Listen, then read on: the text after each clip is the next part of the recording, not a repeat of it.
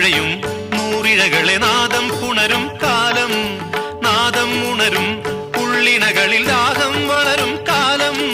തേനിൽ കുഴയും നൂറിഴകളെ നാദം പുണരും കാലം, നാദം ഉണരും ഉള്ളിണകളിൽ ദാഹം വളരും കാലം. മിഥുനങ്ങളെ നിറയട്ടെ മധുരിമയാലെ ഇനിയുള്ള രാവുകളെല്ലാം നിങ്ങളുടെ ബന്ധം മാതൃകയാകാൻ മംഗളമരുളുന്നു.